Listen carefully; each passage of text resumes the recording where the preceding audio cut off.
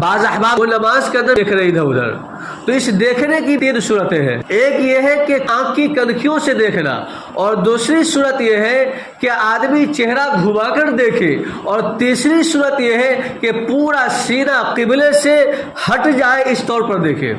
پہلی صورت, نماز کی حالت میں کوئی آدمی اس طور پر دیکھے کہ آنکھ کی کنکھیوں سے دیکھ رہا ہے, آنکھ کو ادھر ادھر گھما کر, تو اس طریقے سے دیکھنے سے نماز پر تو اثر نہیں پڑے گا, لیکن اس طریقے سے دیکھنا مکروہ تنزیہی ہے.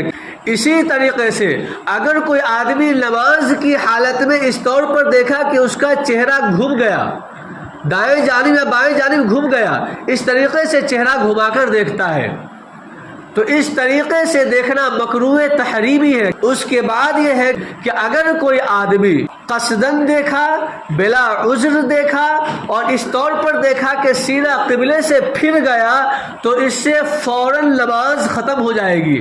لیکن اگر کوئی آدمی سہون دیکھا اور بلا عذر دیکھا, تو اس کے اندر تفصیل یہ ہے کہ جیسے دیکھا فوراً اپنے سینے کو قبلے کی طرف کر لیا, تو پھر نماز کے اندر کوئی خرابی لاحق نہیں آئے گی. لیکن اگر کوئی سہون یعنی بھول کر دیکھا اور بلا عذر دیکھا, اور اتنا دیر تک قبلہ سے سینہ پھیرا رہا کہ جتنی دیر میں 3 تسبیح پوری کی جا سکتی ہے, تو پھر ان کی نماز فاسد ہو جائے گی.